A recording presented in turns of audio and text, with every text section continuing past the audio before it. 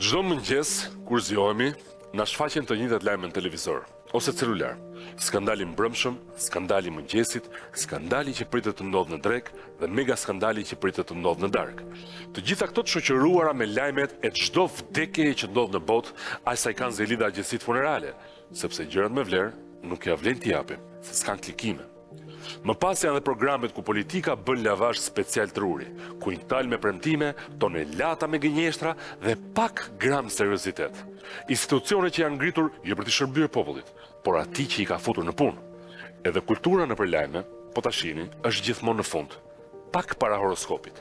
Madje horoskopi nuk mungon kurrë. Kultura. Politikanë që mendojnë që për të gjitha gabimet që kanë bërë dhe bëjnë, të vetmit që duhet paguajnë janë qytetarët. Prandaj dhe fjala përgjegjësi për politikanët nuk ekziston.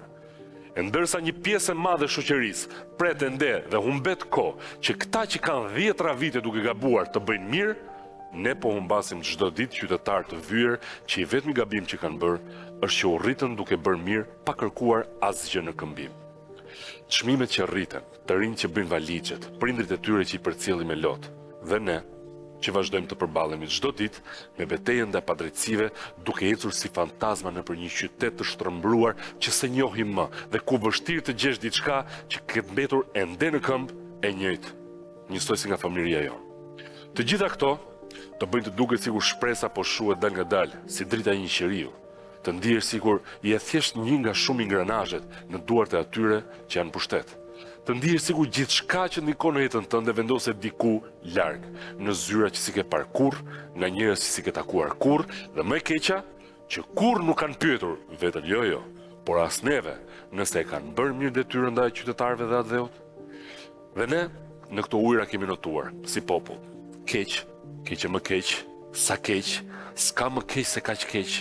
Gati i dim rolet që do kemi në shoqëri që kur ngjizemi, nuk ka nevojë të na mësoni kur vim në jetë.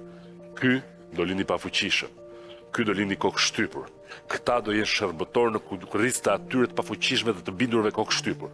Këta do lindin të shtrëmbër dhe do shtrëmbërojnë këta të drejtët, që i shtrëmbërit të ngjajë i drejtë dhe i drejtë të ngjajë i shtrëmbër. Dhe jemi kthyer në një shoqëri mosbesuese. Nuk pyesim fare nëse dikush na bën keq, fare. Por ama, guxo të na bësh mirë, aty po, ndalojmë dhe pyesim. Po ky pse bëri këtë? Çfarë fiton ky që më bëri mirë mua? Ku do me dal ky me këtë mirësinë? Ku do? E njëjta gjë. Në rrugë ti hap rrugën dikujt dhe ai vetëm që s'të thot faleminderit, por të pyet çka ke qenë shef.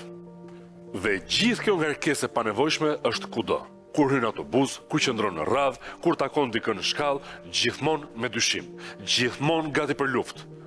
Por ka diçka që ky vrer, që qelbet dhe nga koka dhe zbret deri poshtë tek fëmijët në kopësht, nuk na e marrin dot. Është mirësia, mënyra se si sillemi me njëri tjetrin. Kur unë të them ty mirëmëngjes, ta them me gjithë shpirt, me gjithë zemër. Mund t'i lëroj vendin dikujt në radh, pa u ankuar. Mund ta mbaj derën hapur për një të moshuar që po vjen pas meje. Mund t'i buzëqesh dikujt që duket që e ka një ditë keqe. Dhe mund t'ia fal një gabim edhe një adoleshenti. Këto janë gjëra të vogla që mund t'i bëj kushdo.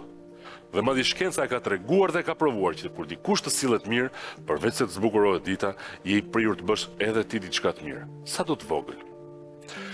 Unë e di që këto që thash nuk i zgjidhin dot hallet e mëdha. Nuk e ndreqin dot korrupsionin. Nuk na e ulin dot çmimet. Nuk e rregullojnë sistemin e drejtësisë apo spitalin kur nuk gjejmë dot ilaç. Dhe nuk i kthen dot as ata që ikën. Por mund të zbusin sadopak egërsinë e këtij sistemi. Mund të krijojë një hapësirë të vogël ku njeriu është ende njeri, sepse në fundit kjo është ajo që na ka mbetur. Njeri tjetri. Dhe nëse s'kujdesemi as për këtë, nëse u humbasim edhe këtë, atëherë vërtet s'na mbetet më asgjë. Po të kisha mundësi, do doja t'ju përqafoja të gjithëve, një nga një, të gjithë juve që po na shikoni në këtë moment. Normal, pa ju kërkuar asgjë në këmbim.